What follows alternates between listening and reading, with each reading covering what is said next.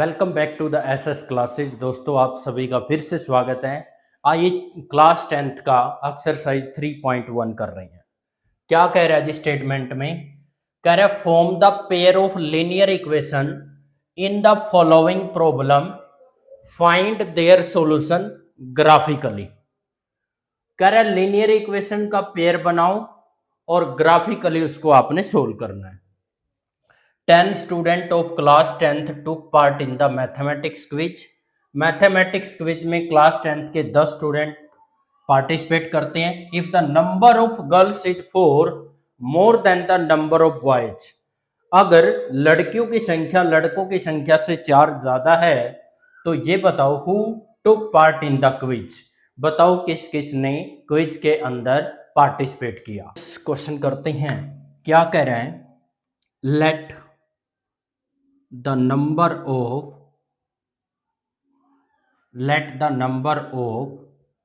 boys is equal to x and the number of girls is equal to y। हमने late कर लिया student के quiz के अंदर कितने लड़कों ने कितने लड़कियों ने पार्टिसिपेट किया। अकॉर्डिंग टू फर्स्ट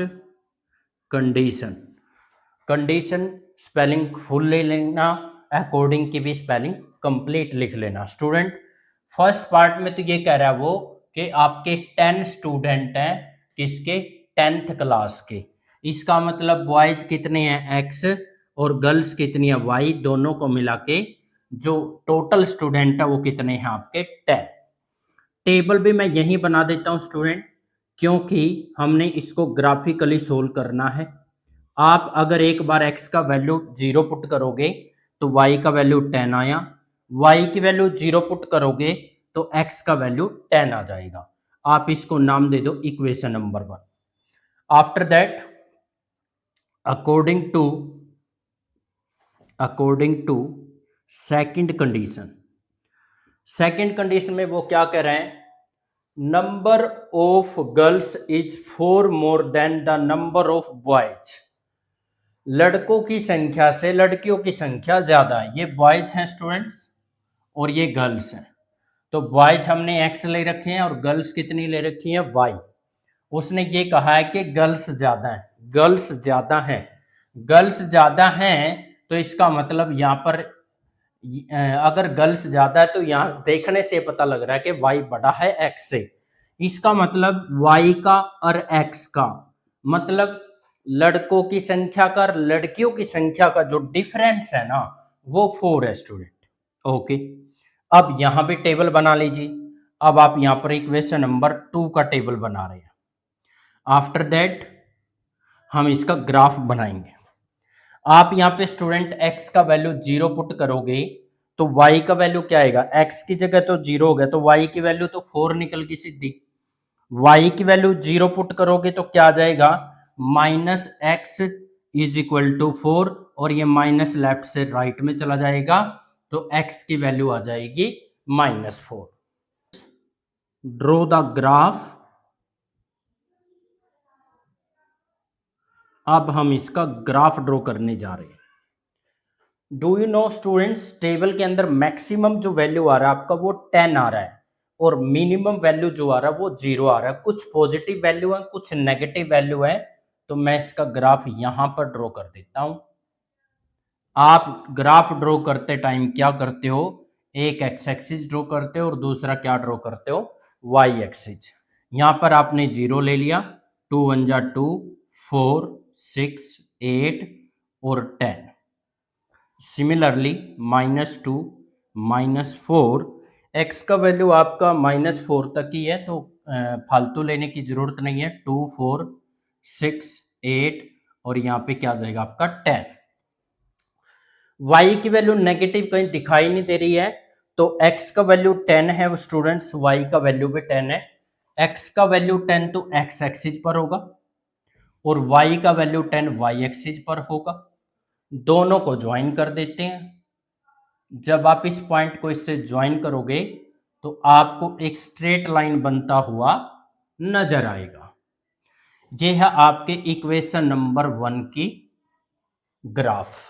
अब बनाते इक्वेशन नंबर 2 का। x की वैल्यू -4 है स्टूडेंट्स, x की वैल्यू -4, y का वैल्यू +4 है तो y का वैल्यू +4 यहां पे आएगा। आप दोनों को ज्वाइन करोगे तो ये वैल्यू कुछ यहां पर ऐसे इंटरसेक्ट करती हुई जा रही है।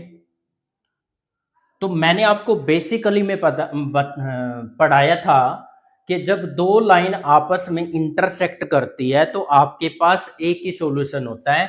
ये दोनों लाइन इस पॉइंट पे इंटरसेक्ट कर रही है तो यही इसका सॉल्यूशन है स्टूडेंट।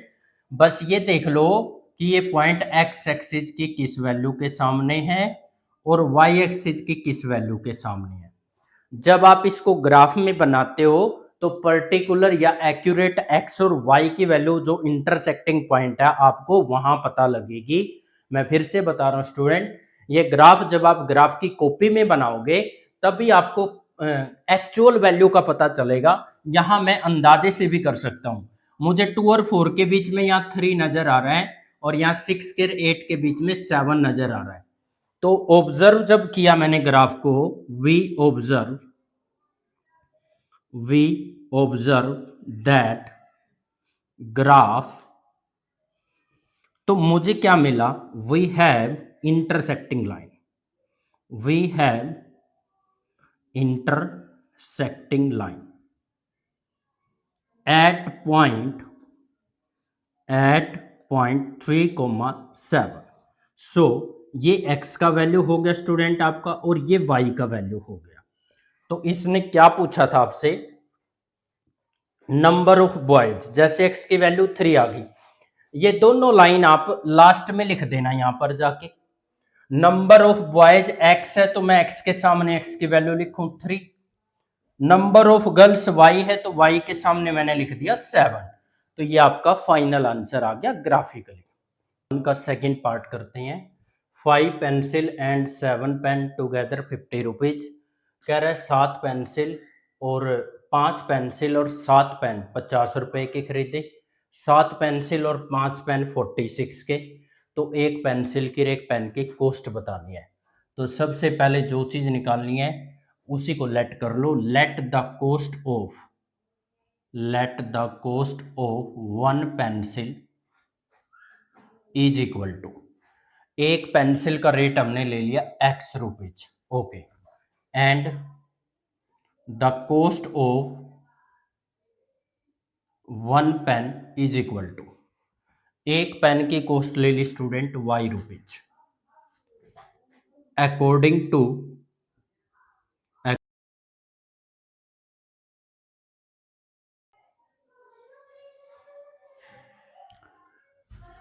आइए तो स्टूडेंट्स क्वेश्चन सोल्व करते हैं। Cost of 1 pencil and 1 pen, 1 pencil का कॉस्ट x लेट किया है और 1 पेन का कॉस्ट y लेट किया है। पहली दफा क्या कहता है, पहली कंडीशन में क्या कहता है, अगर एक पेंसिल x रुपीज की है तो 5 पेंसिल 5x रुपीज की होगी भाई। अगर एक पेन y रुपीज का आता है तो 7 पेन कितने के आएंगे, 7y के। और दोनों मिला के कितनी कॉस्ट है इनकी, 50 रुपीज। यानी ये आपका पहला इक्वेशन बन गया स्टूडेंट। अब आप यहां पे इक्वेशन नंबर 1 का क्या बना देंगे, टेबल। पहले आप x का वैल्यू 0 पुट करोगे और फिर y की वैल्यू आएगी। एक बार y को 0 पुट करोगे तो फिर x का वैल्यू आ जाएगा। यहां पे जब हम इनकी वैल्यू को पुट करेंगे स्टूडेंट्स तो x का वैल्यू 0 रखेंगे तो x वाला टर्म 0 हो गया, plus 7y is equal to आ गया आपका 50। y इज इक्वल टू 7 चला जाएगा डिवाइड में तो 50/7 आ गया। तो घबराने की जरूरत नहीं है, अगर आपकी टर्म किसी चीज की वैल्यू डिवाइड में आ जाती है तो डोंट वरी। एक बार आप y की वैल्यू 0 पुट करोगे, 5x plus y equal to 50। 5 divide में चला जाएगा तो x की वैल्यू 10 आ जाएगी। According to second condition, according to second condition कह लो या क्वेश्चन कह लो, एक ही बात है। ओके जी, सेकंड क्वेश्चन में क्या कह रहा है, सेकंड कंडीशन 7 पेंसिल और 5 पेन, एक पेंसिल कितने की, x की, तो 7 कितने की होगी, 7x की। एक पेन कितने का, y का, तो 5 कितने हो गए, 5y के। ओके, और ये दोनों 7 पेंसिल और 5 पेन मिला के कितने के आए स्टूडेंट, 46 रुपीज के। ये बन गई आपकी इक्वेशन नंबर 2। आइए इक्वेशन नंबर 2 का बनाते हैं टेबल। इक्वेशन नंबर 2 का टेबल भी कोई अलग रामायण नहीं, आपने बांचनी है। यहां पर क्या करना, x का वैल्यू 0 पुट करना है। जब आप x को 0 रखोगे तो 5y इक्वल टू 46 आ गया। 5 डिवाइड में जाएगा तो 46 डिवाइड बाई 5y।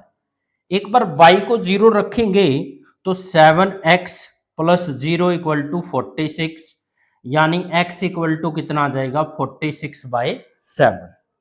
ये 46 स्टूडेंट और बाय में कितना, 7। ओके, अब पॉइंट में ये कितना आएगा, 50 को 7 से डिवाइड करोगे, 7 7 जा होता है 49 और 7 1 जा 7। पॉइंट में निकाल लेंगे। 46 बाई 5 कितना होगा, 5 9 जा तो हो गया 45 और 5 2 जा हो जाएगा 10। 7 6 जा होता है स्टूडेंट 46, 4 बचा, 4 के साथ 0 लगाएंगे तो 7 5 जा, तो आप 9.2 6.5, मैक्सिमम नंबर इसमें 10 और पॉजिटिव आ रहा है। आइए तो स्टूडेंट्स इसका ग्राफ ड्रॉ करते हैं। Now drawing the graph. अब ग्राफ ड्रॉ करने के लिए आपको पता है हमें एक एक्स एक्सिस लेना पड़ता है स्टूडेंट्स, और एक क्या लेना पड़ता है, वाई एक्सिस। वेरी गुड जी। और वापिस आप फिर से क्या कर लोगे, 2 की टेबल ले लोगे, 2 4 6 8 10, 2 4 6 8 और 10। एक्स का वैल्यू क्या है यहां पर,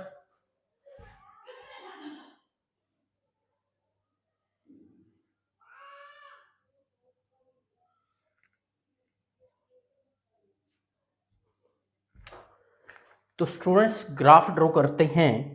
एक्स का वैल्यू 10 है, आपको पता है एक्स एक्सिस पर एक्स की वैल्यू, वाई एक्सिस पर वाई की वैल्यू।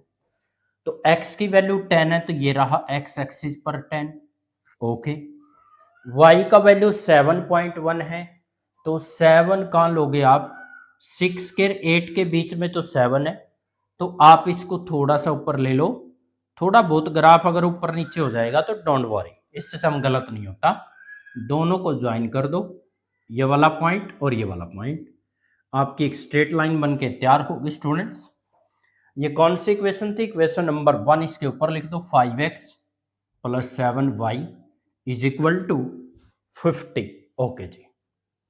सिमिलरली आप इक्वेशन नंबर 2 का ग्राफ बनाएंगे। x का वैल्यू है 6.5, यानी 6 के 8 के बीच में तो बिल्कुल 7 आएगा। अगर यहां 7 है तो फिर इसके बिल्कुल मिड में 6.5 आएगा। Very good. x का वैल्यू आपने 6.5 लिया, तो y की वैल्यू क्या लेनी है स्टूडेंट, 9.2। 9.2 कहां आएगा, 8 के 9 के बीच में तो बिल्कुल आया 9, और भाई 9.2 कह रहे तो थोड़ा सा ऊपर ले लेंगे, थोड़ा बहुत ऊपर नीचे चलेगा, कोई दिक्कत नहीं है। इस पॉइंट को आप यहां पर ऐसे ड्रॉ करते चलेंगे स्टूडेंट्स, इस वाले पॉइंट को और इसको ज्वाइन कर दो, ऐसे। सीधी लाइन अगर नहीं ड्रॉ हो रही कोई बात नहीं, जब आप इसको ग्राफ में ड्रॉ करोगे तो हो जाएगी। इक्वेशन नंबर 2 क्या था हमारा, 7x plus 5y is equal to student 46। फिर से आपको इंटरसेक्टिंग लाइन मिल रही है स्टूडेंट। ग्राफ देखो, किसी एक पॉइंट पे क्या कर रहा है, इंटरसेक्ट कर रहा है। किसी एक पॉइंट पे इंटरसेक्ट कर रहा है तो आपको देखना पड़ेगा बेटा कि ये वाला जो पॉइंट आया है। अब देखो मैं आपको फिर बता रहा हूं कि जब आप इसको ग्राफ कॉपी पे बनाओगे, एक्यूरेट वैल्यू इसकी तब आएगी।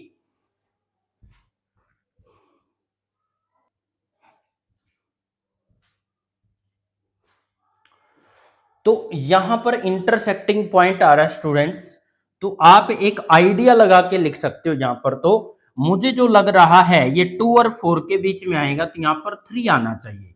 ये 4 के 6 के बीच में आ रहा है, तो यहाँ पर 5 आना चाहिए स्टूडेंट। तो यहाँ पर आपने देखा कि ग्राफ क्या आ रहा है हमारा, द ग्राफ, या यहाँ पर लिखेंगे the given lines is intersect at A point, intersect at point कौन सा है, 3,5। तो यहां से स्टूडेंट x का वैल्यू 3 आ जाएगा और y का वैल्यू क्या आ जाएगा आपका 5। आपको क्या निकालना था, एक पेंसिल की कॉस्ट जो कि क्या दे रखी है, x की जगह आ गया आपका यहां पर 3 रुपीज। ओके जी, y की वैल्यू क्या है 5, तो y की वैल्यू यहां पर क्या आ जाएगा आपका 5 रुपीज। यही दोनों लाइन आपने यहां लास्ट में लिखनी है स्टूडेंट, हैंस करके, हैंस वर्ड डालोगे तो उसके बाद ये दोनों की दोनों लाइन यहां पे चिपका दोगे, x की जगह x की वैल्यू, y की जगह y की वैल्यू। अब आपको x और y लिखने की जरूरत नहीं है, आपने x और y की वैल्यू लिख दी, तो this will be the final answer. Number 2 solve करते हैं। आपने अगर बेसिक को देखा होगा तो आप अच्छे से समझ पाओगे क्वेश्चन नंबर 2 को। On the comparing the ratio a1/2, b1/b2 and c1/c2, check whether the lines representing the following pair of linear equation intersect at a point। कब तो एक पॉइंट पे इंटरसेक्ट करते हैं स्टूडेंट, कब पैरेलल होते हैं और कब कोइंसिडेंट। ये तीनों बातें मैंने आपको इंट्रोडक्शन में बहुत अच्छे से बताई थी। आइए तीनों पार्ट सोल्व करते हैं, तीनों ही पार्ट एक जैसे हैं। ओके स्टूडेंट्स, a1 बताना है, यहां पर क्या है, a1 है आपका 5 डिवाइडेड बाय a2 लिखेंगे, a2 आपका 7 है, तो a1 बाई a2 5/7 आया। b1 upon b2 is equal to, b1 -4 है, अगर माइनस साइन है किसी के साथ तो आपने वो साथ में लेना है, divided by 6। Okay, c1 upon c2 student यहां पर 8 है और डिवाइडेड बाय क्या है, माइनस का 9। कहीं कटिंग हो रही है तो कर दो और नहीं हो रही है तो don't worry. a1 by a2 5/7 आया, दिख रहा आपको। b1 अपॉन b2 -2/3 आया। c1 अपॉन c2 8/9 आया माइनस का। तीनों में से कोई भी इक्वल नहीं आ रहा student. a1 upon a2 is not equal to b1 upon b2 is not equal to c1 upon c2। So therefore जो आपकी गिवन लाइंस हैं वो क्या करेंगे इस केस में, given lines is intersect at A point, intersect at a point. दोनों line क्या करेंगे स्टूडेंट, किसी एक पॉइंट पे इंटरसेक्ट करेंगी। ये मैंने आपको इसका ग्राफ बताया था कि दोनों लाइन अगर एक पॉइंट पे इंटरसेक्ट कर रही है तो उसका रेशो वाला फॉर्म ये था कि तीनों में से कोई भी इक्वल नहीं होगा। आइए स्टूडेंट सेकंड पार्ट सोल्व करते हैं। सेकंड पार्ट में क्या करना अब आपको, सेकंड पार्ट में वही a1 upon a2 9/18, b1 upon b2 3/6, c1 upon c2 student 12/24, 9 1 जा 9, 9 2 जा 18, 3 1 जा 3, 3 2 जा 6, 12 1 जा 12, 12 2 जा 24। You know student a1 by a2 भी 1/2 है, b1 बाई b2 भी 1/2 है, c1 बाई c2 भी 1/2 है। इसका मतलब अब तीनों इक्वल हो गए। a1 upon a2 is equal to b1 upon b2 is equal to c1 upon c2। अरे जब तीनों रेशो इक्वल हो जाते हैं तो मैंने आपको बता रखा है कि जो गिवन लाइंस आपकी, गिवन लाइंस आर या सॉरी इज कोइंसिडेंट। भाई कोइंसिडेंट का मतलब क्या होता था, ग्राफिकली इंट्रोडक्शन में आपको बहुत अच्छे से बताया था। अगर ये एक लाइन है, इसके ऊपर दूसरी लाइन आ जाए तो that is the coincident line. तो तीनों अगर इक्वल आ रही है तो आपकी जो लाइंस आएंगी वो कोइंसिडेंट होंगी। आइए स्टूडेंट पार्ट नंबर 3 करते हैं। बहुत ही अच्छा क्वेश्चन है ये भी। a1 upon a2 6/2, b1 upon b2 -3/-1, c1 upon c2 10/9। a1 कौन है स्टूडेंट, x का कोफिशिएंट, और a2 कौन है, दूसरी इक्वेशन में x का कोफिशिएंट, यानी ये आपकी इक्वेशन नंबर 1 है और ये आपका इक्वेशन नंबर 2 है। तो इक्वेशन नंबर 1 वाले a1 b1 c1 और इक्वेशन नंबर 2 में a2 b2 और c2, y के आगे कुछ नहीं है तो अपनी मर्जी से 1 लगा सकते हो, इसलिए हमने यहाँ पर b2 क्या लिखा है -1। ओके, 2 1 जा 2, 2 3 जा 6, माइनस से माइनस कैंसल, 3 आ गया खाली, यहाँ पे कोई कटिंग नहीं हो रही है। a1 बाई a2 कितना है student? 3। Okay, b1 by b2 b कितना आया? 3 आया। इसका मतलब फर्स्ट वाला सेकंड के क्या है? इक्वल है। बट ये तो 10/9 है, ये 3 तो नहीं है, इसका मतलब ये इसके इक्वल नहीं है। जब फर्स्ट वाला तो सेकंड के इक्वल हो लेकिन सेकंड वाला थर्ड के इक्वल ना हो तो इस केस में क्या होता है student? Given lines are parallel. इस केस में आपकी दोनों लाइन क्या होंगी स्टूडेंट? पैरेलल। कैसे? अगर एक लाइन ये है तो फिर दूसरी लाइन ये होगी, ये L1 और ये L2। यहां पर क्या था स्टूडेंट? अगर L1 एक लाइन है तो दूसरी लाइन भी इसी के ऊपर आएगी, कोइंसिडेंट। यहां पर क्या था स्टूडेंट? एक लाइन अगर L1 ये है तो दूसरी लाइन L2 ये है, तो ये एक पॉइंट पे क्या करती है? इंटरसेक्टिंग। तो यही पूछा था स्टूडेंट, लीनियर पेयर का जो लाइंस रिप्रेजेंट कर रहा है वो कैसी फॉर्मेशन बनाएगा? Comparing the ratio. नोट करते हैं पेयर ऑफ लीनियर इक्वेशन, कौन सा pair of linear equation consistent होगा और कौन सा इनकंसिस्टेंट होगा, जरा ध्यान से समझना। मैंने आपको ग्राफिकल रिप्रेजेंटेशन कराया स्टूडेंट, या तो इनका ग्राफ कैसा आता है, दोनों लाइन, ये फर्स्ट लाइन और ये सेकंड लाइन, दोनों या तो एक पॉइंट पे इंटरसेक्ट करती है, या फिर ये दोनों लाइन क्या आती है स्टूडेंट? पैरेलल आएंगी। दोनों लाइन या क्या आएंगी? पैरेलल लाइन आएंगी। तीसरा केस क्या है? या फिर ये होगा कि एक लाइन के ऊपर स्टूडेंट दूसरी लाइन आ जाएगी, दैट इज द कोइंसिडेंट। ये तीनों बातें मैंने आपको बता रखी हैं बहुत अच्छे से student. Intersecting the line and this one is parallel line and this one is coincident line. Okay, अब आप बताना क्या चाहते हो? बताना मैं ये चाहता हूं कि लीनियर इक्वेशन का जो पेयर है वो कब कंसिस्टेंट होता है, कब इनकंसिस्टेंट होता है। अलजेब्रिकली फॉर्म भी मैंने आपको बता दी, a1/a2, b1/b2 और c1/c2। सिमिलरली a1/a2, b1/b2 और c1/c2, a1/a2, b1/b2 और c1/c2 स्टूडेंट। भाई दो लाइन अगर इंटरसेक्ट कर रही है तो तीनों रेशो में से कोई भी इक्वल नहीं होता। जब लाइन आपकी पैरेलल हो तो पहला दूसरे के इक्वल होता है लेकिन दूसरा तीसरे के इक्वल नहीं होता, और जब कोइंसिडेंट हो तब तीनों इक्वल होते हैं। भाई बात तो कंसिस्टेंट इनकंसिस्टेंट की थी, इसको हमने रिवीजन किया, अब कंसिस्टेंट इनकंसिस्टेंट पे आ जाते हैं।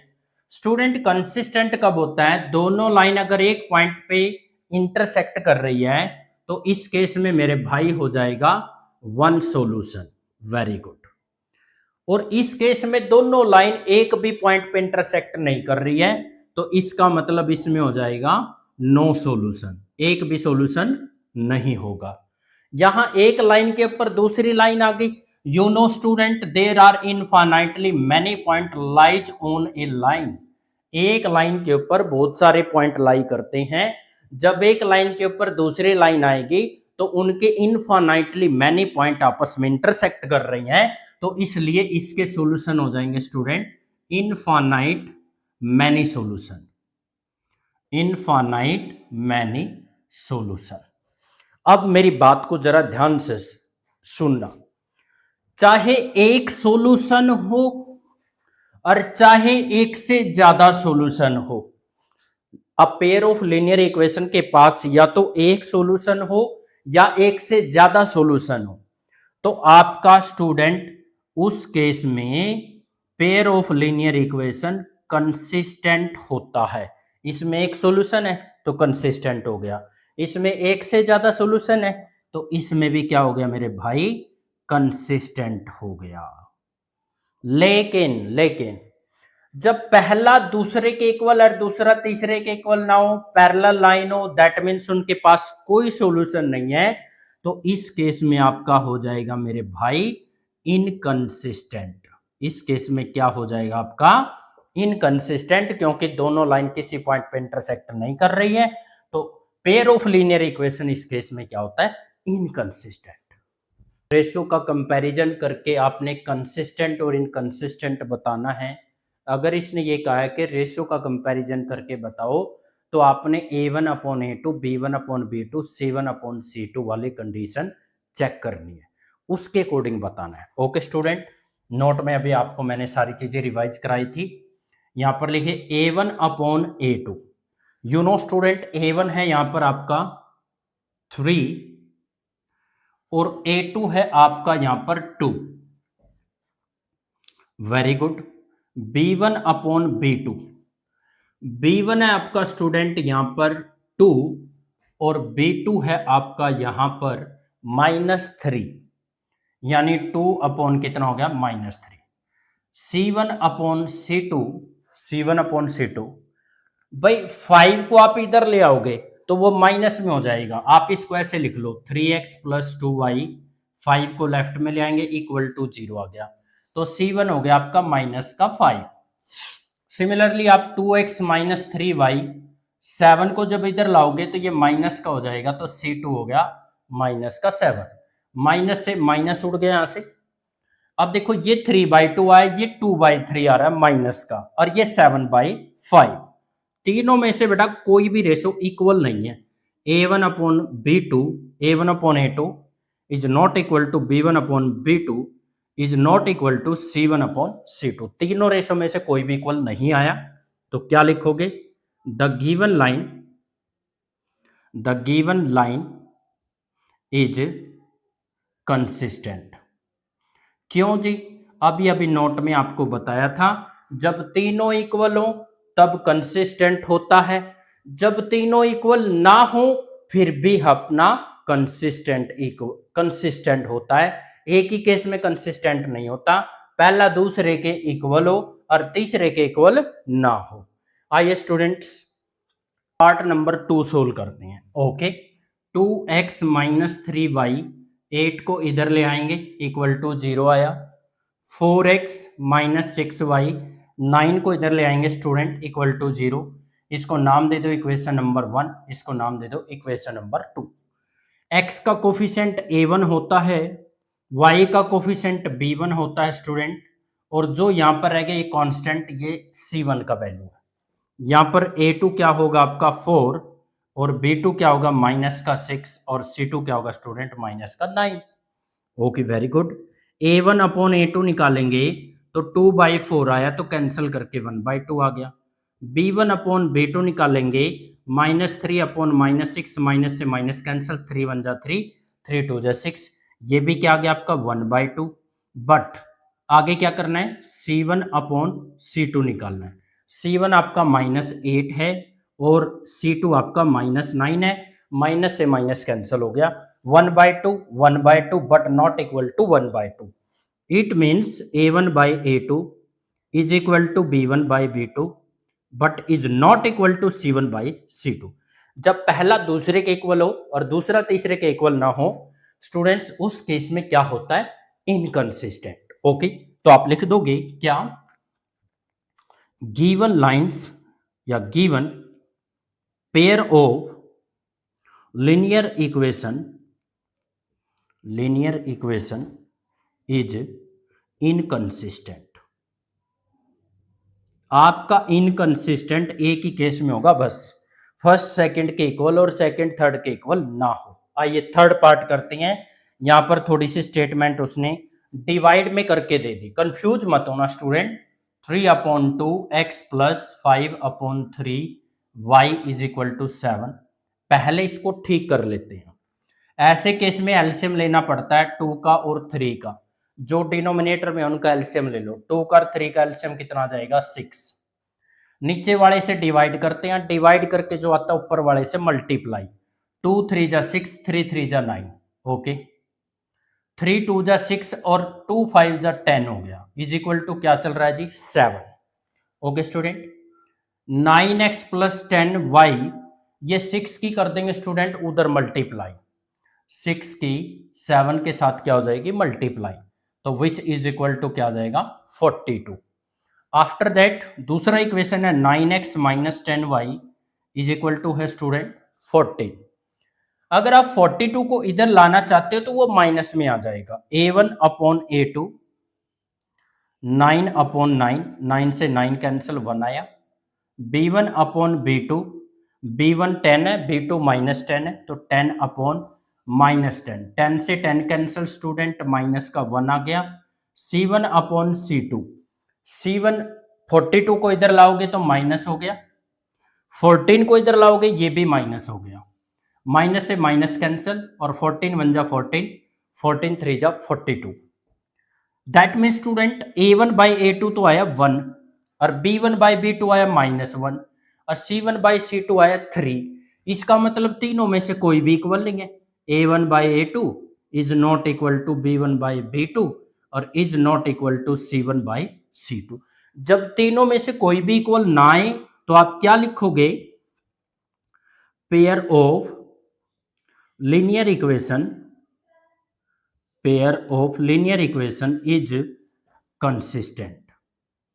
क्यों, अभी अभी आपको मैंने नोट में बताया था।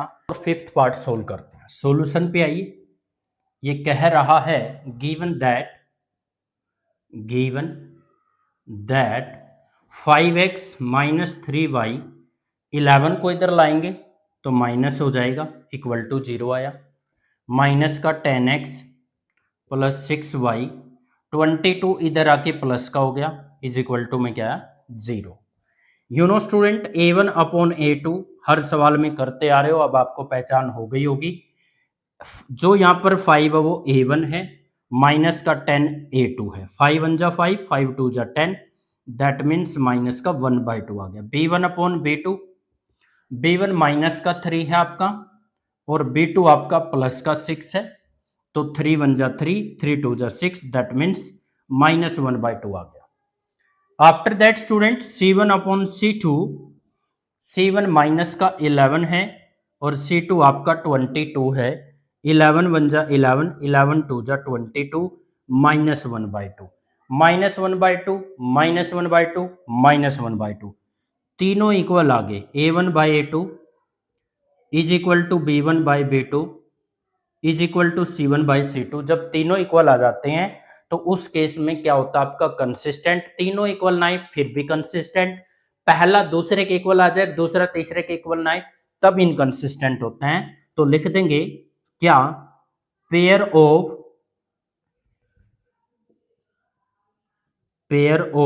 Linear equation is consistent. Pair of linear equation आपका क्या हो जाएगा स्टूडेंट कंसिस्टेंट। आइए पार्ट नंबर 5 सोल्व करते हैं। यहां पर भी क्या है स्टूडेंट, सबसे पहले गिवन दैट लिखना है, 4/3x प्लस 2y, 8 को इधर ले आएंगे इज इक्वल टू में आ गया 0। जब आपकी कोई टर्म डिवाइड में आती है तो मैंने आपको बता रखा है आपने क्या लेना है एलसीएम, 3 का 1 का एलसीएम 3 आ गया, तो पूरी इक्वेशन को आप 3 से मल्टीप्लाई कर दो। यहां पर लिखोगे मल्टीप्लाई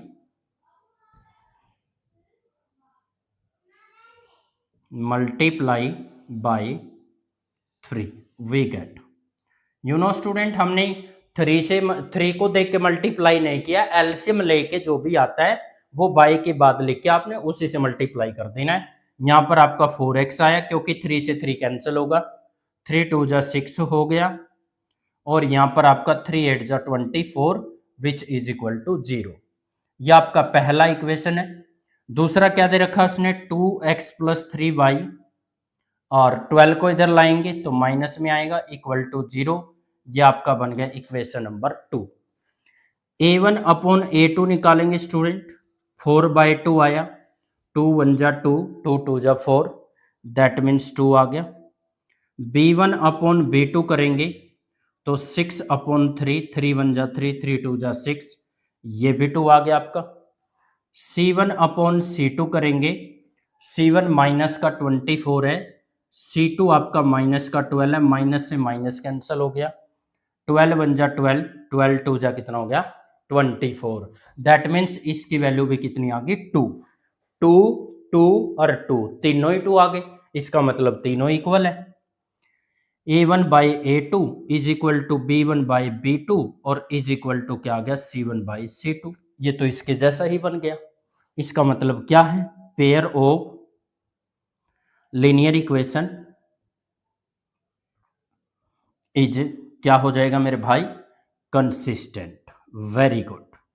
आई होप स्टूडेंट आपको ये क्वेश्चन बहुत अच्छे से क्लियर हो गया होगा।